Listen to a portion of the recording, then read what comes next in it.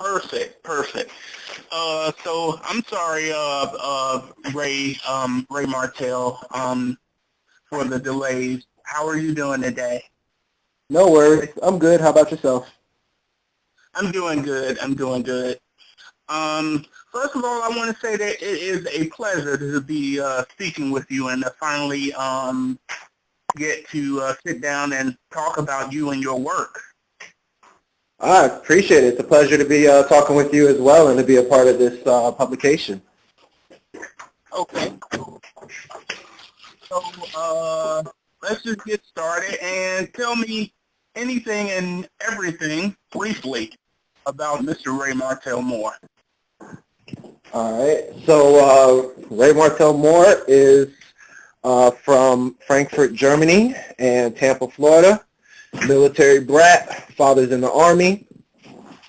Traveled around mostly Europe and America every 3 years. Was in Europe all the way up until almost 11. Still traveling back and forth from America and Europe, but Europe mostly up until 11. And then came back, went to Tampa. That's where I did middle school, high school, also Atlanta, Georgia, middle school, but graduated in Tampa, and got my went to New York to continue my education. Got a scholarship in Tampa to move to New York. Went to the New York Conservatory for Dramatic Arts. And then after almost 6 weeks before I graduated, I had auditioned for the first film, Finding Me. Lots of people that I was auditioning against, and then I ended up booking the role. And it's been a fun process with the whole Finding Me. Besides Finding Me, I've done a lot of independent films, and after Finding Me and things like that, done plays. Done a lot of commercials, do even hand modeling. I'm just an all-around actor, model, now producer and executive producer of Finding Me the series season 2. And yeah, I'm excited for everything that's to come. Okay, so let's start off by talking about Finding Me and what was the process like to audition for that role and now serve as not only as an actor, but now as an executive producer of the series. Auditioning was really cool. That was definitely different. A long story short of how I got the role was I was in school, but my mom, who currently lives in D.C., she was putting me on different casting websites, to kind of get my face out there, mother's love. And she put me on Model Mayhem, one of many of the different casting websites. And Roger Omius saw my photo and sent, who he thought was me, but it was really my mom, an email saying, hey, I would love for you to audition for this role. It's a gay character, but it's a coming-of-age story. Just to let you know, however you say that, there is going to be partial nudity, kissing of another guy, but it's a great story, et cetera, et cetera. And my mom, who could have easily just pressed the delete button, instead calls me and says, hey, I think there's a phenomenal role for you. And I'm like, okay, cool, tell me all about it. And she's like, it's for you to play a gay character. And I'm like, wait, whoa, Mom, what are you talking about? And she's like, yeah, it's for you to play a gay character. I was like, okay. And she said, well, you're an actor, right? And I'm like, yes, I am. But I wasn't expecting to go right out the box of doing that. And she said, well, I think it'll be really great for you, and a great experience. And it brought me back to one of my roommates. I'm from Tampa, Florida, so I didn't have any gay friends or anything like that. You didn't know any gay people in the in the school. If they were, nobody was really open about it. But I did know that I was going to experience that when I went to, New York in a performing arts school. You just kind of knew that would come about. But because of just who I am naturally, but also my military background with meeting all different types of people and all different types of cultures, I was open to anyone and everyone and respected anyone and everyone and genuinely love anyone and everyone, without anything before that. So I ended up auditioning for the role, and it was great because I remember the day before I read. No, I didn't. I didn't read. I watched Angels in America, and a little couple of scenes, not the whole thing. It's too long to watch the whole thing. But I watched that, and then I watched, what's the name of that movie? Boat Trip with Cuba Gooding Jr. Not the whole thing of that either. Probably I actually did because I love that film, as cheesy as it is. And then I went into the audition and just kind of had an idea for the character, and, the director came up to me halfway through the audition, was like, whatever you're doing, keep on doing it. You're great. And I said, thank you, and it gave me the confidence to just go even harder with the role. Had a callback. That callback was just between me and one other guy, and one of the other guys who was there for another role. So I felt really good about it. And in the callback scene, it asked for the two people to kiss. And I was like, well, I'm already here. I might as well do it. And that was my first time ever kissing a guy, was at an audition. So you asked about that part, and now, I'm sorry, sometimes I can be long-winded. I don't know how you can all put that all together. But but to answer your other question is how to transfer I transferred from that to now, how that experience was from transferring from that to now executive producing. It was so great because the experience and the love that I received from playing Fabian from the first Finding Me and Truth. We traveled all over, got international distribution. It was just a delightful experience, a humbling experience to hear from other people and see other people and to see how,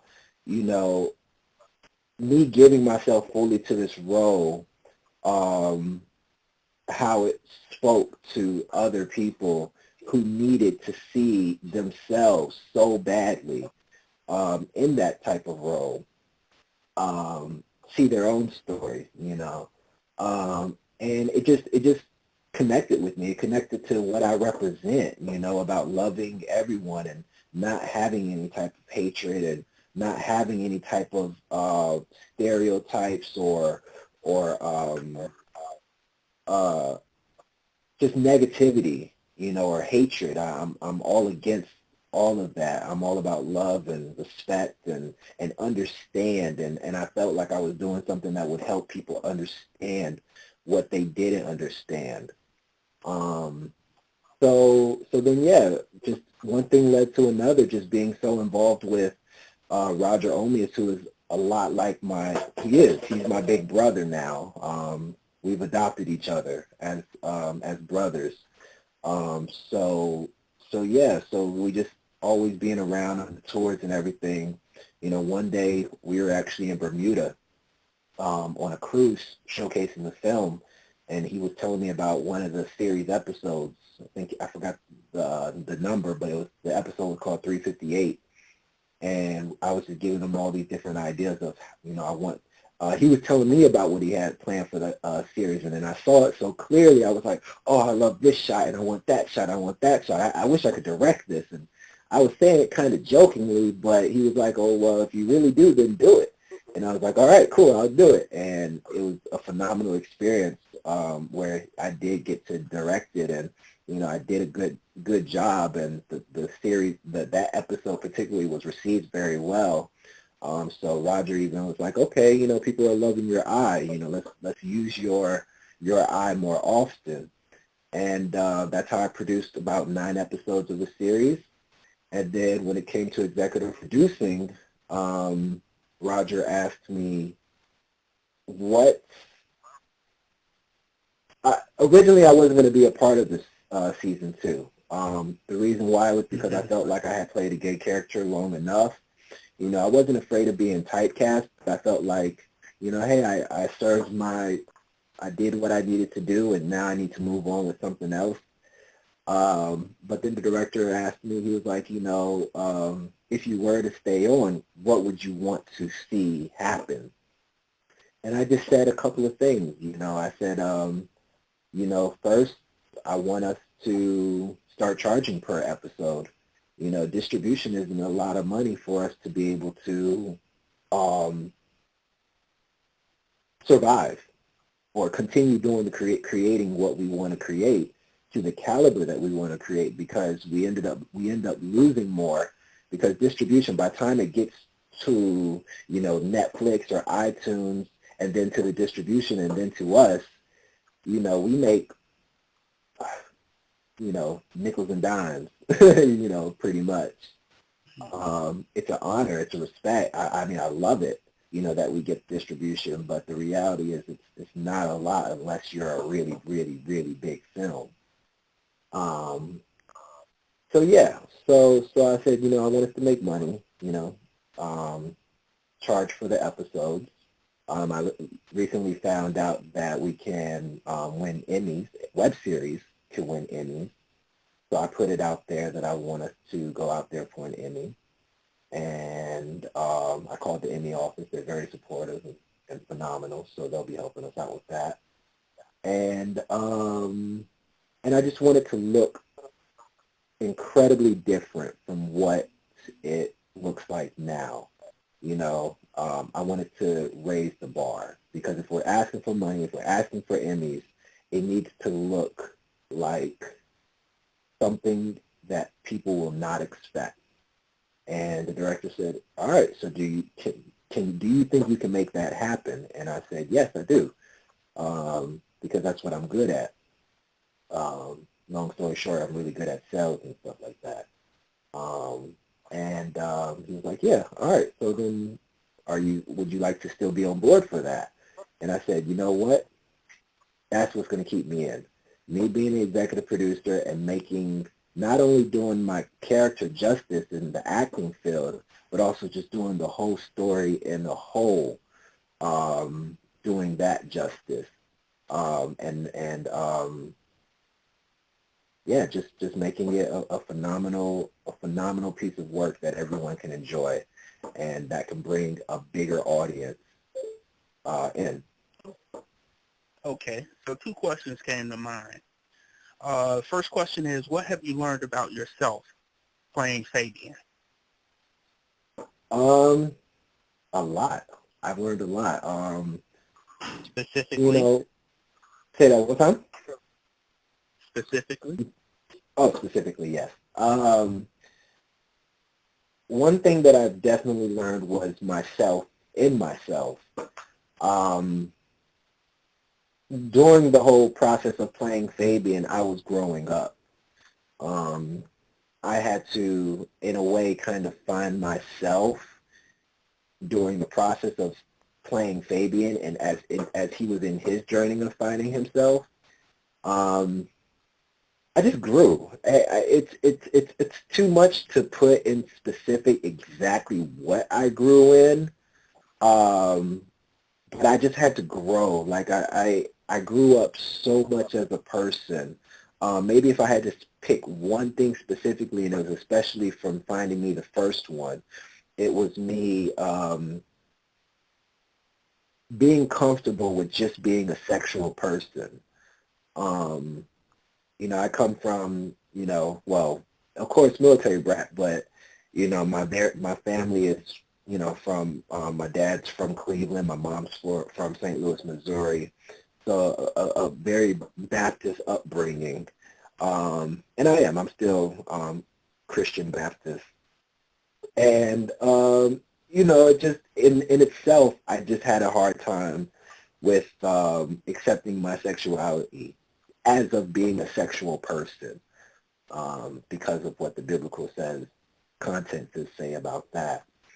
So yeah, I accepted that, and I accepted who I was in that, and that was one of the that has changed.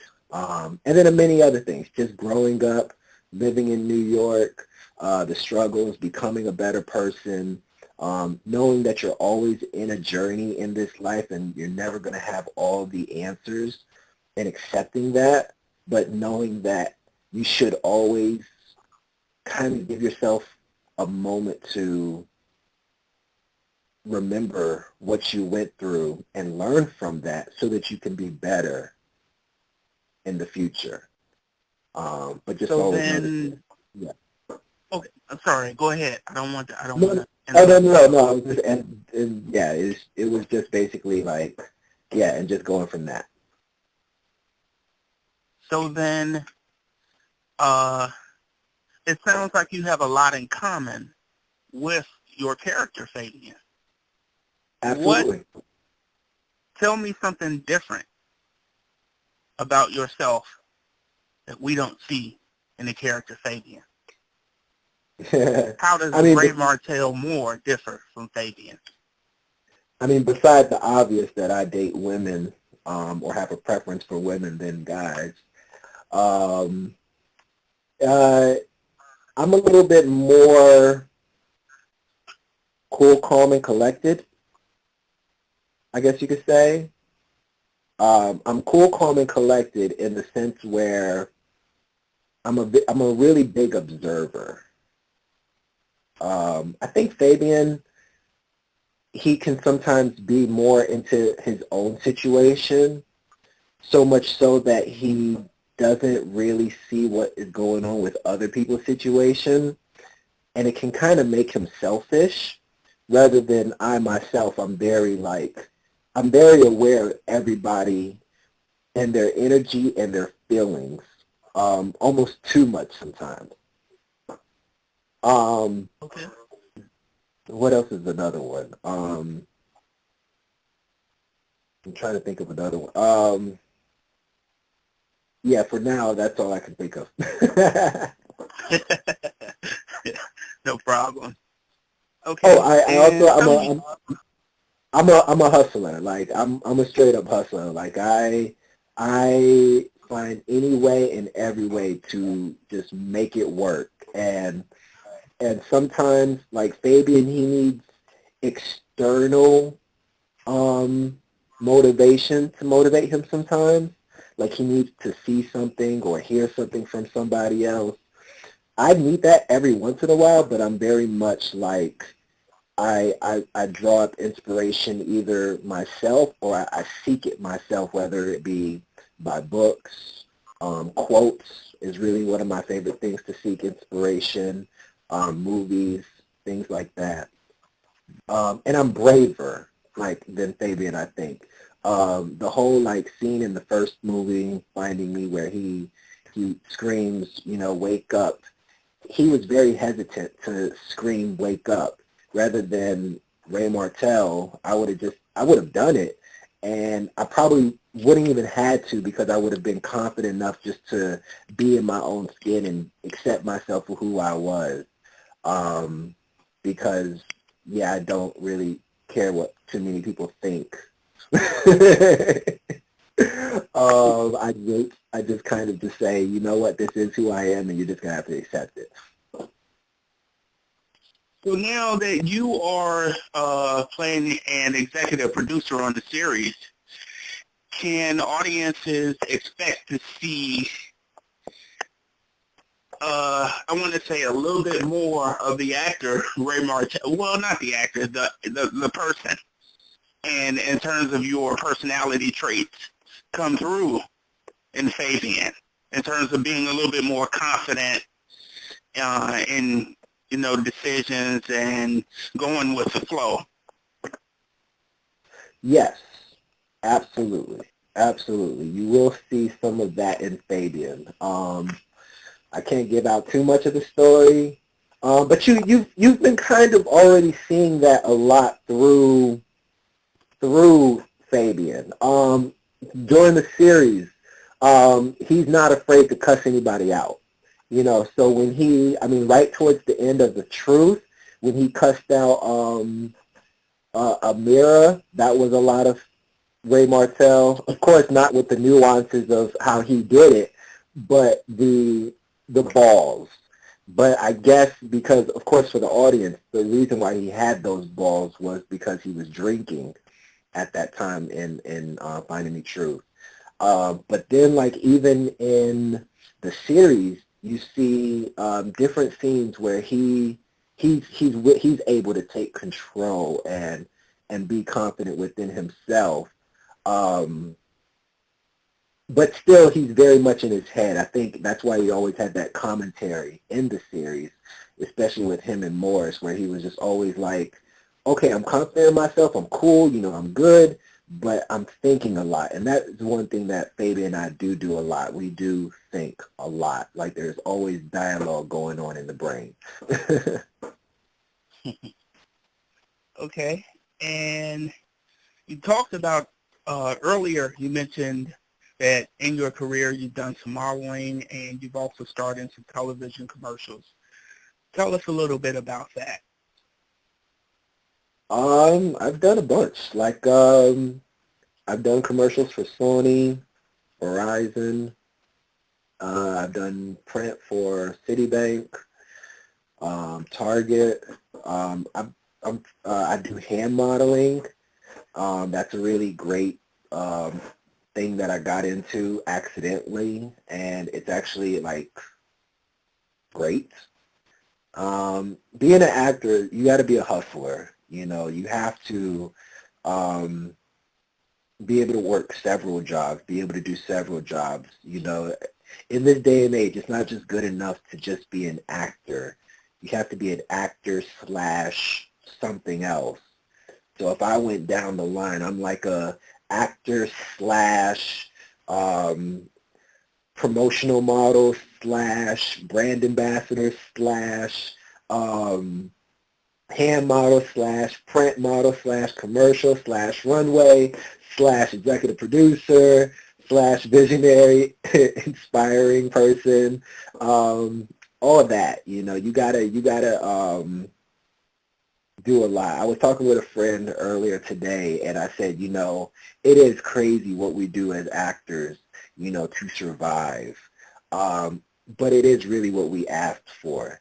I remember when I told myself that I was going to be an actor, I said it was because I wanted to do everything and be everything, and that's basically what we're doing. I'm doing everything and I'm being everything.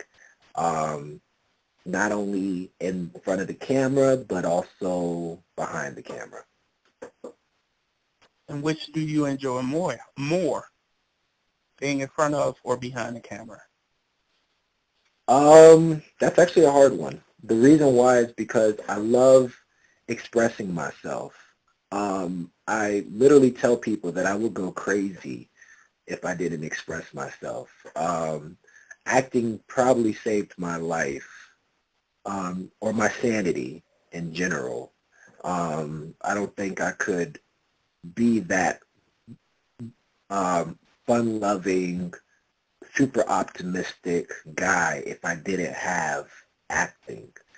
So I need that self-expression and that therapy, because it's a therapy when you get to play your own emotions or play beyond your emotions. And then I need to create too, because that was something that I was missing from acting, was control. There's very, very little control as an actor. You don't get a chance to, for instance, you only control your audition, the character, and etc. But like when you go to the audition, you can't control what the what the pick is for the casting director, and even if you did a good job, you might not be the correct pick for the casting director. And then if the casting director even picks you, then when you go in and you actually do the part, you can't control the editing room if they keep you in the scene or if they drop you out of the scene, or what sides of your performance were the best or weren't the best. So just in general, you just don't have a lot of control as an actor. But what you do have control in, you just try to do the best of your ability with it. So to be honest, I need both. Absolutely. Okay. So let's see here. Talk about some of your mentors or people that inspired you or have inspired your career. So this is what kind of gave me my revelation about having to be a executive producer. If you had asked me probably a couple of years ago who was my biggest inspiration, it was always the typical actor inspirations. It was, Robert De Niro, Will Smith, Denzel Washington, Chiwetel Ejiofor is one of my favorite actors as well. Or Chiwetel. I'm always saying his name wrong. Meryl Streep, of course. One time I wrote down something and saying, oh yeah, I want to, get as many nominations and hopefully awards as Meryl Streep and more. But now if you ask me, and I really had to really ask myself, who really does inspire me? And those people would definitely be Woody Allen. I've always been a huge Clint Eastwood fan. Tyler Perry. Spike Lee.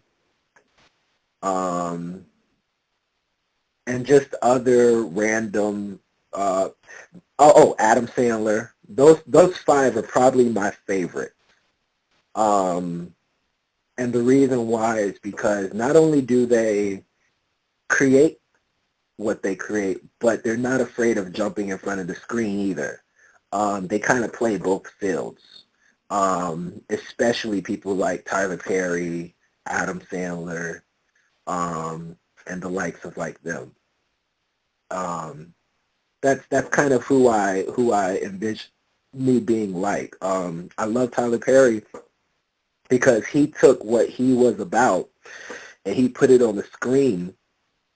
Or first he put it in the plays and then he put it on the screen, and that's who his audience is. He triggers his audience from what he loves, the stories that he wants to tell.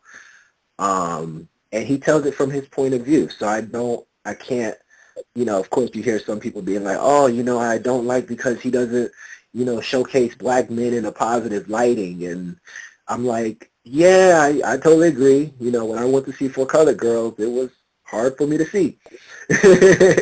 But that's his point of view. He didn't have his father around. So, as much as he does have all this power and control to tell every African-American story out there, he's only one person. And it's up to us as individuals to step up and tell the other stories. I, on the other hand, had a phenomenal father. He was there with me every step of the way. Is still there with me every step of the way. So therefore, it is my duty to make sure that I tell the positives, the greatness of my father in my life and the fathers in other people's lives. And that's what told me I have to be an executive producer. So yeah, I gained inspiration from all those people. Okay. And if you were to describe your ideal role, what would that be? What are some of the components or must-haves? Must-haves, components and must-haves. Ideal role. I'm a dark kind of guy. technically. Like, of course, like, I'm very optimistic and I'm always smiling and stuff like that. But then when you get into my head, it's dark. It's like, it's the opposite. I think I caged that part in, and then I just let the light come out. But through that, it still needs to come out, and it comes out through my works.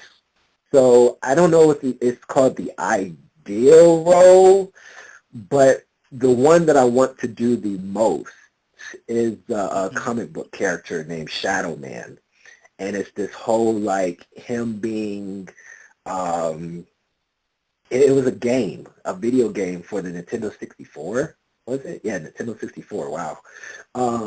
And it just had a compelling storyline about this guy who loses his family, but he ended up living because he went to a voodoo priest who gave him this skull on his chest, and he's able to transport back and forth from hell and earth and save the day, but at the same time he's trying to look for his nephew or his son or something like that.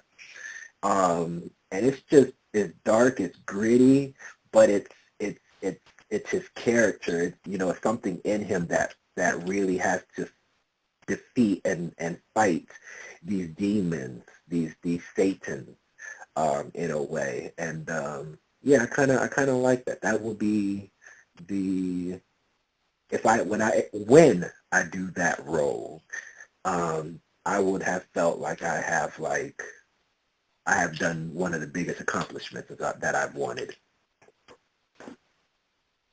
Wow, that is outstanding. Let's Thank see you. here.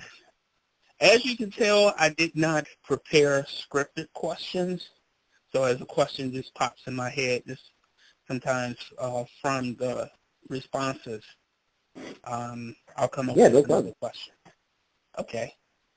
What do you like to do when you are not acting? Or not preparing for a role? When I'm not acting, I'm usually hanging out with my girlfriend. We love movies. We're both big movie buffs. We're watching all different types of movies. We are very different as far as what movies that we're in love with, even though we love both.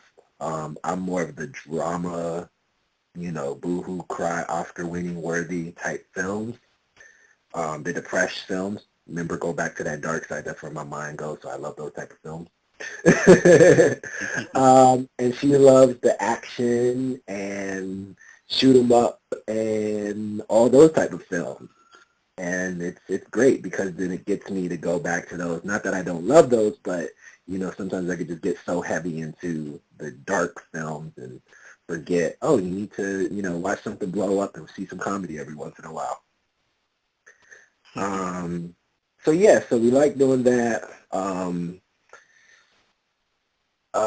It's kind of hard. I like to hang out with my friends when I can. The hard part is that most of my friends are in the entertainment industry.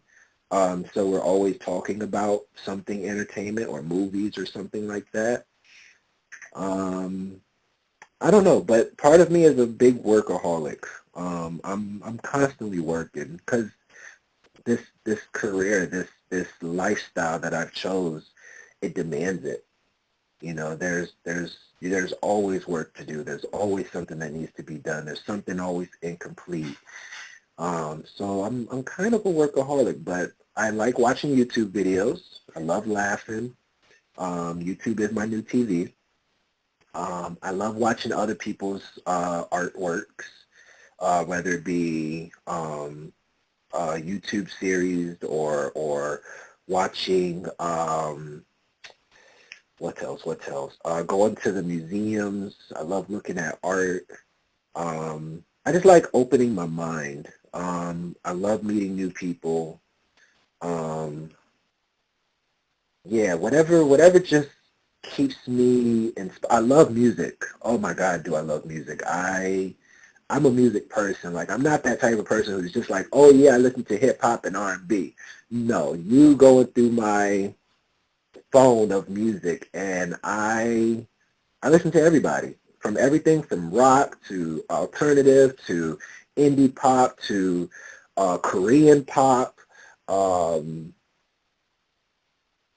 the African drums, everything. I'm a very eclectic music listener. Um, yeah, playing video games, even though I have a tendency to buy a bunch of video games and not play them as often as I would hope. But of course, that's because of how demanding everything is that I do. But yeah, I'm just that guy who likes to have a good time. I like to dance. I wish I could dance more. But yeah, I like to do a lot of things. Okay. I just had a question and I lost it. What other projects are you working on? Currently, right now, I have dedicated nearly 100% to 110% towards Finding Me the series. Because I became an executive producer, I took that extremely serious. Because I see what the possibilities are.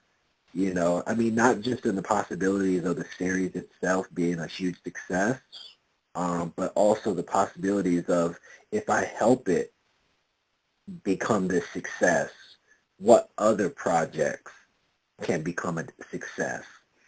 So it's kind of like that thing that just allows me to create this to be a success, and then the world opens up. You know, once this is a success, I can get my other stories that I want to tell.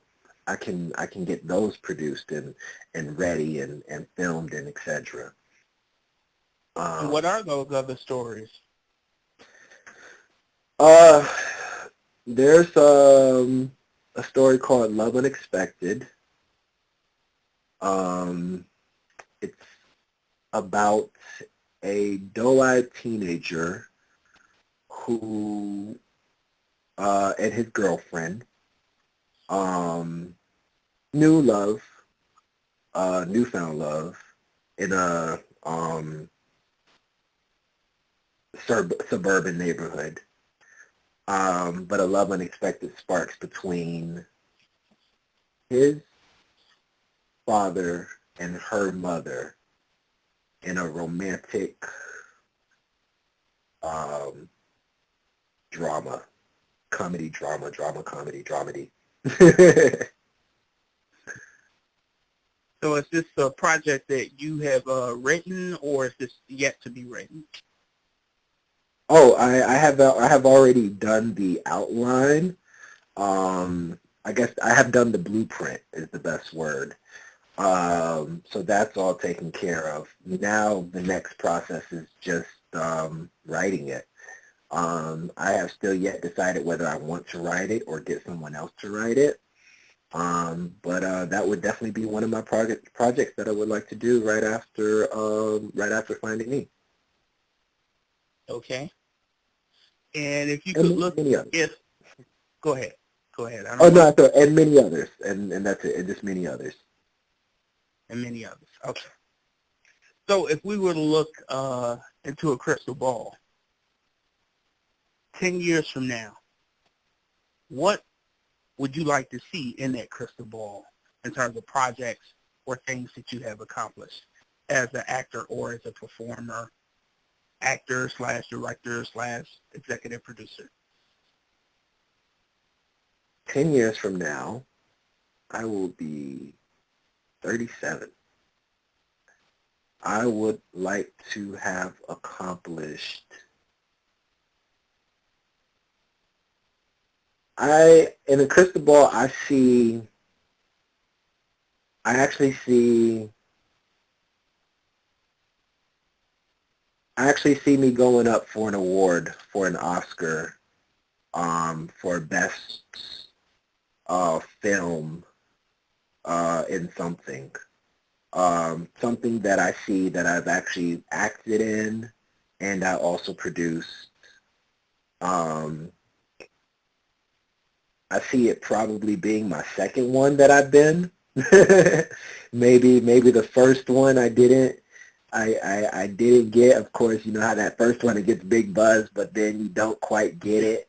And then that second one you do even greater, and then finally you get it. So it'll be my second time at the Oscars, and they will be giving me an award. I would actually win that one.